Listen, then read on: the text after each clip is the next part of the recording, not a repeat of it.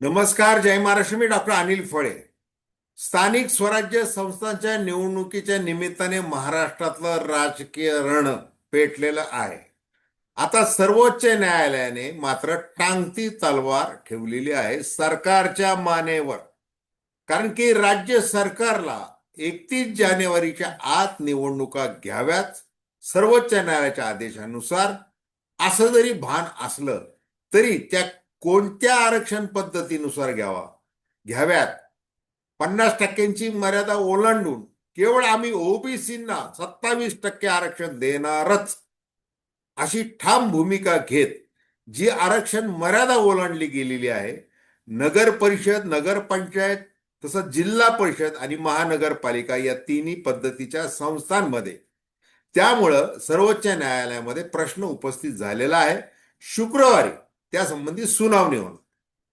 आपण या व्हिडिओमध्ये नेमकी काय चर्चा करणार आहोत की जर निवडणूक आयोग, राज्य निवडणूक आयोग आणि राज्य सरकार यांच्यामध्ये संवाद नसेल तर मग याच्या मागे काय नेमकं राजकारण दडलेलं आहे, कुणाचा हेतू आहे, महायुतीचा काय हेतू आहे आणि महायुतीमधल्या सर्वात बलवान भारतीय जनता पार्टीचा नेमका काय हेतू आहे, या संबंधी आपण थेटपणे चर्चा करणार आहोत. दर्शकांना माझी विनंती की चॅनल सबस्क्राईब करा, सबस्क्राईबचं बटन दाबावं आणि आपली प्रतिक्रिया बिनधास्तपणे नोंदवावी. हे बघा, आता 57 नगर परिषद, नगरपंचायत मिळून तिथं टांगती तलवार आहे. का? कारण की तिथं 50%ची मर्यादा ओलांडून गेलेली आहे.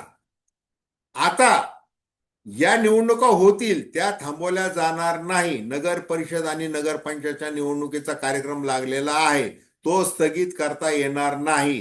हे लक्षात घेऊन सर्वोच्च न्यायालयाने काल म्हटलेलं आहे ते फार महत्वाचं आहे.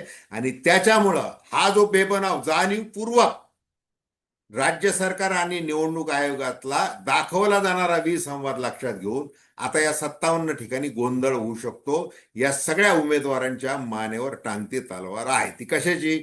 जर सर्वोच्च न्यायालयाने असं म्हटलं की इथे 50%ची मर्यादा थेटपणे ओलांडली गेलेली आहेत, इतर ह्या निवडणुका रद्द, म्हणजे पुन्हा तिथं आरक्षण पद्धती आणि पुन्हा नंतर दुसऱ्या निवडणुका होऊ शकतात, हे लक्षात घ्या. दुसरीकडे जिल्हा परिषद, पंचायत समिती आणि महानगरपालिका या ठिकाणी देखील आरक्षण पद्धती, वार्ड, प्रभाग वगैरे, गट, हे सगळं गण हे करत असताना देखील मर्यादा ओलांडण्यात आलेली आहे. आता सुदैवाने जिल्हा परिषद आणि महानगरपालिकांचा तसा थेट तारखांसह निवडणूक कार्यक्रम राज्य निवडणूक आयोगाने जाहीर केलेला नाही. त्याच्यामुळे त्याच्यामध्ये बदल होऊ शकतो. ते आरक्षण तुम्ही पुन्हा नव्याने करा आणि मग निवडणुका घ्या, हे सांगितलं जाऊ शकतो. आता सरन्यायाधीश सूर्यकांत यांनी काय म्हटलेलं आहे? त्यांनी म्हटलेलं आहे की निवडणुका ह्या झाल्याच पाहिजेत, त्या गरजेचं आहे. तसं आम्हीच 31 जानेवारी पर्यंत घ्या असं म्हटलेलं आहे. आणि दुसरीकडं ओबीसींना देखील न्याय मिळाला पाहिजे. परंतु राज्य सरकारने त्याची राजकीय टिमकी वाजवण्याच्या पूर्वी, म्हणजे आता अर्थात हे सूर्यकांत यांनी काही म्हटलेलं नाही, हे आपण बोलतोय, मग सरकारने जे भान बाळगायला पाहिजे होतं ते कोणतं भान बाळगायला पाहिजे होतं? ज्या वेळेला मे मध्ये तुम्हाला सांगितलं, सप्टेंबरमध्ये सांगितलं की तुम्ही बाठिया आयोग लागू होण्यापूर्वी जी परिस्थिती होती त्या परिस्थितीनुसारच निवडणूक घ्या, त्या परिस्थितीनुसारच आरक्षण पद्धती करा. म्हणजे एससी, एसटी आणि ओबीसी याची जी मर्यादा आहे आरक्षणाची, ती 50%ची ती मर्यादा ओलांडू नका, हे सांगितलेलं होतं आहे आणि तेच सांगितलं जाणार आहे.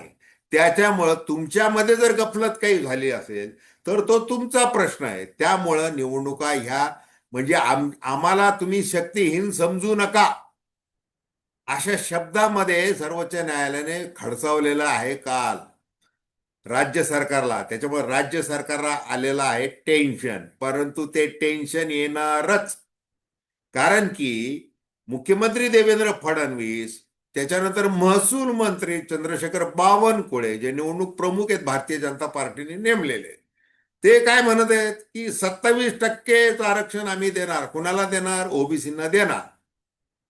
बाठी आयोगाने तसं म्हटलेलंही होतं की 21 ते 27% द्यायला हरकत नाही, आम्ही ते 27%. आता आमच्या सोयीनुसार सर्वोच्च न्यायालयाने काही म्हणू, आमच्या सोयीनुसार आम्हाला काय, आमची राजकीय सोय बघायची आम्हाला.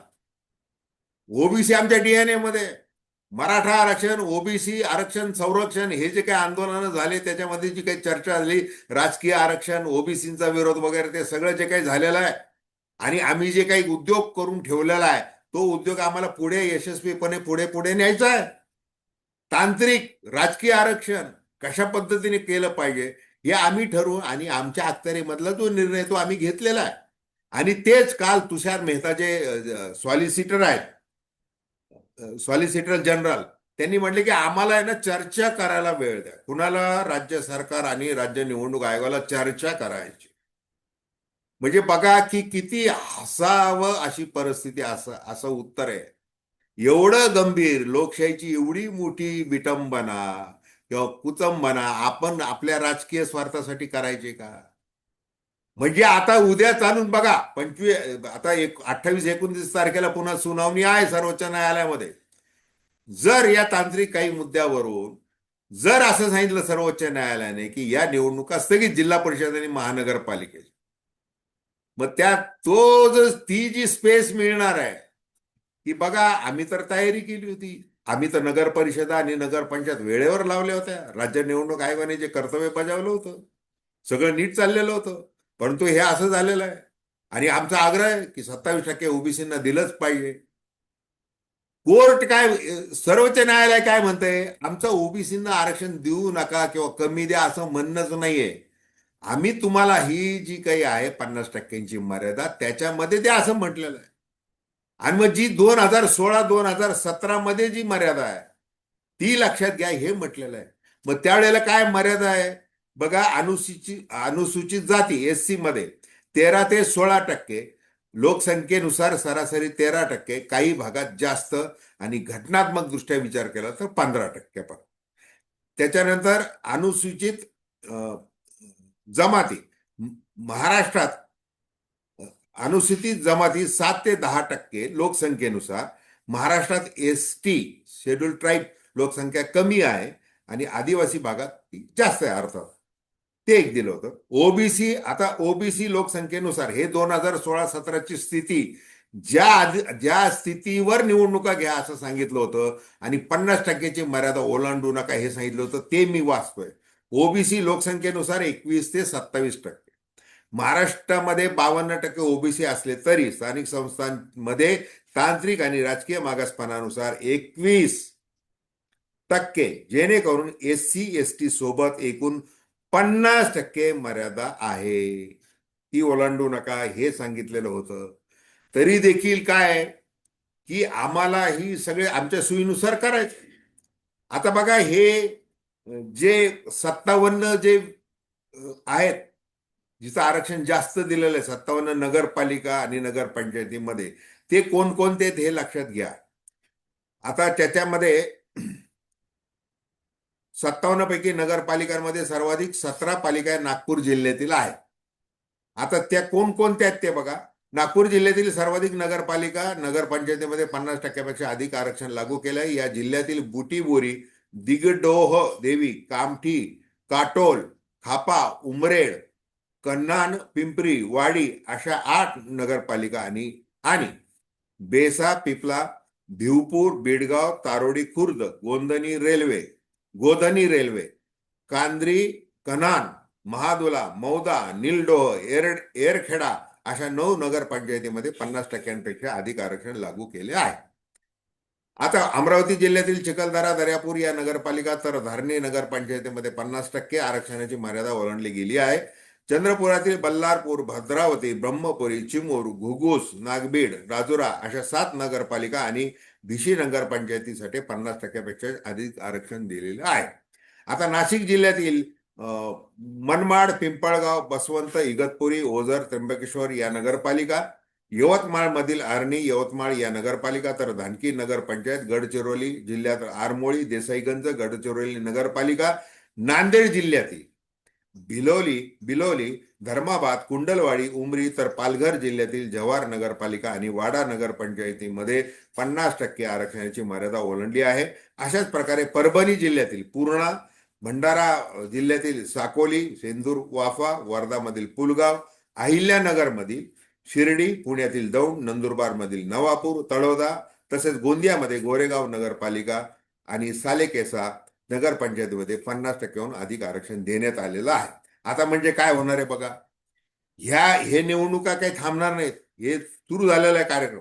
परंतु आता ज्यावेळेला 28-29 नोव्हेंबरला पुन्हा एकदा याच्यावर विचार होईल. जर अंतिम सांगितलं की हे काही बसत नाही, इथं मर्यादा ओलांडली आहे, तर ह्या निवडणुका तिथं पुन्हा होणार आहेत, हे लक्षात घ्या.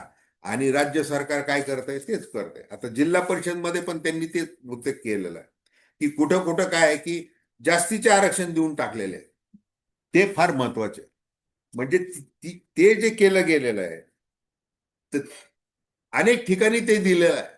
आणि मग तिथेही आता ते सांगण्यात येईल की बघा, आता आम्ही ते याच्यानुसार करायला गेलो होतो, 27% आम्ही देणार होतो, परंतु ते दिलं दिलं जाऊ शकत नाही, ही अशी कोर्टाची अडचण आहे. मग करायचं काय? मग ते सर्वोच्च न्यायालयाच्या निकालाच्या अधीन राहून करायचं आहे. आणि आम्ही इकडं मात्र कसं आहे, भाषणं करायला रिकामे की असं झालेलं आहे, तसं झालेलं आहे, हे झालेलं आहे, आम्हाला तर करायचं होतं. आता आता काय परिस्थिती होणार आहे? आता ही जी टांगती तलवार आहे, ही खरं तर या 29 नोव्हेंबरलाच आपल्याला कळणार आहे की नेमकं हे पुढं काय होणार आहे. दुसरीकडे काय होणार आहे की उद्धव ठाकरे यांच्या काळामध्ये पण तोच मुद्दा आला होता. मग आता त्या निवडणुका होणार की नाही, म्हणजे 2017 मध्ये झालेल्या बहुसंख्य निवडणुका, महानगरपालिका वगैरे इतर संस्थांच्या सगळ्या काही 2016 मध्ये झालेल्या होत्या. आता मग त्याही वेळेला त्या झाल्या नाही. आणि आता मधल्या काळामध्ये म्हणजे इतके वर्ष जे गेलेले आहेत, हे कशामुळे गेलेले आहेत? हे ओबीसी आरक्षणाचा जो तिढा आहे, त्या त्यामुळं ते हे झालेलं आहे. आणि मग आता जसं त्या इंदिरा जयसिंग वकील आहेत, नामवंत वकील आहेत, त्यांनी काल सर्वोच्च न्यायालयाच्या सुनावणीच्या दरम्यान एक महत्वाचा मुद्दा काय काढला, म्हणजे मूळ मुद्द्याला हात घातला. त्या असं म्हणाले की 1931 साली जात गणना झालेली आहे आणि त्याचा आधार घेऊनच सगळं झालेलं आहे आतापर्यंत. आणि वस्तुस्थिती ती आहे. आता 2027 मध्ये की 26 मध्ये केंद्र सरकारने घोषित केलेली की जात गणना करायची. म्हणजे बघा की कसं, म्हणजे तुम्ही मराठा आरक्षणाचं आंदोलन पाहिलं, ओबीसी समाजाचं आंदोलन पाहिलेलं आहे, अजून ते सुरूच आहे, अजून ते काही थांबलेलं नाही. तिथेही जातगणनेचा विचार आला. आणि मग ज्या वेळेला अशा कोर्टामध्ये सुनावणीची वेळ येते, मग इंदिरा साहनीची 50%ची कॅप असेल वगैरे, ते सगळे मुद्दे पुन्हा पुन्हा तेच तेच तेच तेच तेच येतं. आणि मग तिथं महायुती असो किंवा महाविकास आघाडी असो, जे सत्तेवर बसलेले आहेत ते काय करतात, ते दळण ते तसं चालू राहतात. आणि याच्या आरक्षण आणि राजकारण याच्यामधून काही आपली सुटका नाही, हेच खरं आहे. तर धन्यवाद. हा व्हिडिओ आपल्याला आवडला असेल अवश्य शेअर करा, सबस्क्राईब करा आणि आपली प्रतिक्रिया बिनधास्तपणे नोंदवा. धन्यवाद.